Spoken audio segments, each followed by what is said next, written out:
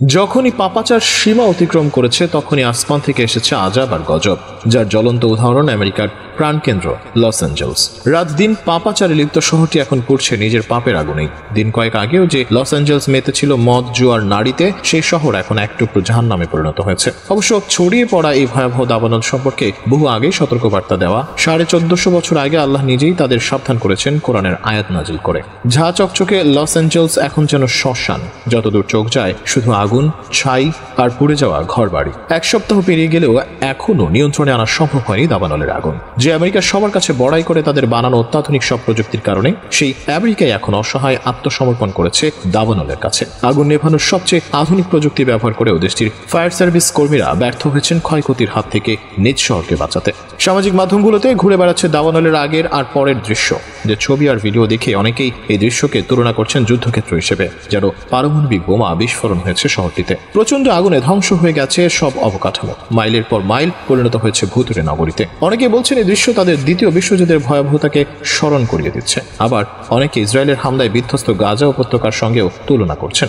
Drone থেকে তোলা দৃশ্যগুলো তেমনই মনে করিয়ে দিচ্ছে সবাইকে। এদিকে বাতাসের গতিবেগ বেড়ে যাওয়ায় আগুন আরো ছড়িয়ে পড়ার আশঙ্কা করা হচ্ছে। অবশ্য আগুনের হাত থেকে বাঁচতে অনেক আগেই ঘরবাড়ি আর দামি গাড়ি গ্যারেজে ফেলে নিরাপদ স্থানে আশ্রয় নিয়েছেন স্থানীয় বাসিন্দারা। আর এই সুযোগে চলমান দাবানলের মাঝেও শহরটিতে চলছে ব্যাপক লুটপাট। এত ভয়ঙ্কর আজাবের পরও আমেরিকার মানুষ মেতে আছে লুটতরাজে। দাবানলে পুড়তে থাকা এলাকায় চুরি ও লুটপাট চালানোর ঘটনায় নতুন করে আরো 10 জনকে আটক করা হয়েছে। এর মধ্যে 3 জন ব্যক্তির বিরুদ্ধে $2 লাখ বেশি অঙ্কের মামলার লুটের অভিযোগ রয়েছে বলে জানিয়েছেন লস অ্যাঞ্জেলেসের ডিস্ট্রিক্ট অ্যাটর্নি নাথান হোচম্যান। এ নিয়ে গত কয়েকদিনে লুটপাটের অভিযোগে অন্তত 39 জনকে আটক করেছে যুক্তরাষ্ট্রের আইন শৃঙ্খলা রক্ষাকারী বাহিনীর সদস্যরা। অপরাধ প্রমাণিত হলে তাদের কয়েক বছরের কারাদণ্ড হতে পারে বলে জানিয়েছেন কর্মকর্তারা। বিভিন্ন এলাকা থেকে লুটপাট ও চুরির আরো অনেক অভিযোগ পাওয়া যাচ্ছে। এই অবস্থায় আরো শক্ত অবস্থানে যাচ্ছে স্থানীয় প্রশাসন। আক্রান্ত এলাকা থেকে জনসাধারণকে সরে যাওয়ার আহ্বান জানিয়ে আগেই জরুরি অবস্থা জারি করা হয়েছে, যা কঠোরভাবে বাস্তবায়ন করা হচ্ছে বলে জানিয়েছেন প্রশাসনের কর্মকর্তারা। কেউ কারফিউ ভাঙলে তাকে $1000 জরিমানা করা হবে বলেও জানিয়েছেন তারা।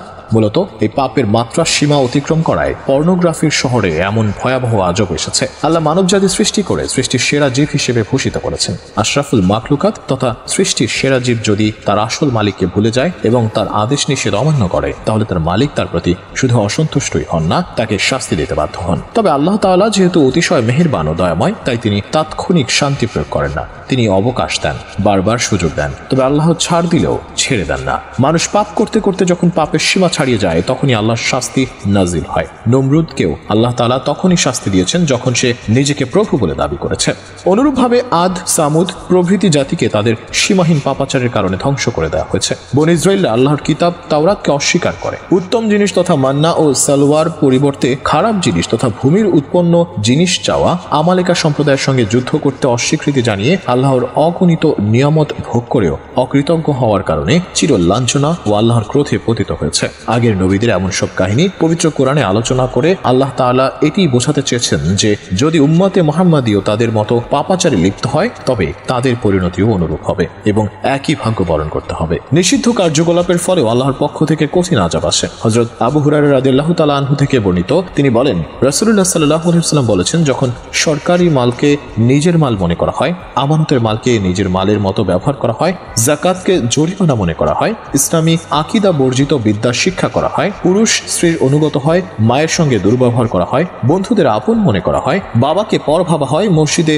শোরগোল করা হয়, পাপী লোক গোত্রের নেতা হয়, অসৎ ও নিকৃষ্ট লোক জাতির চালক হয়, ক্ষতির ভয়ে কোনো লোককে সম্মান করা হয়, গায়িকা ও বাদ্যযন্ত্রের প্রচলন অধিক হয়, মদ্যপানের আধিক্য ঘটে, পরবর্তী সময় লোকেরা পূর্ববর্তী লোকদের বদনাম করে, তখন যেন তারা অপেক্ষা করে গরম বাতাস, ভূমিকম্প, ভূমিধস, মানবাকৃতি বিকৃতি, শিলাবৃষ্টি, রক্তবৃষ্টি ইত্যাদি কঠিন আযাবের, যা একটার পর আরেকটা আসতে থাকবে। যেমন হাড়ের সুতা ছিঁড়ে গেলে মুক্তোর দানাগুলো একটার পর একটা পড়তে থাকে।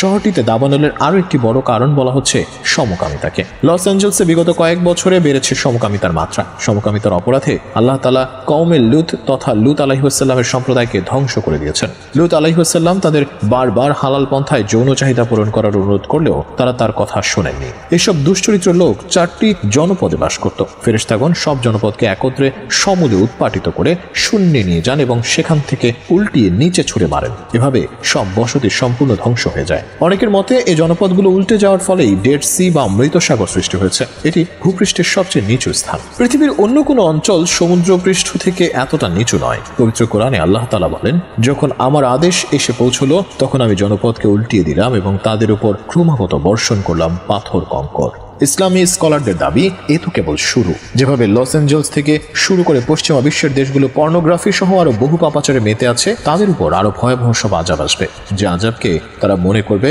প্রাকৃতিক দুর্যোগ।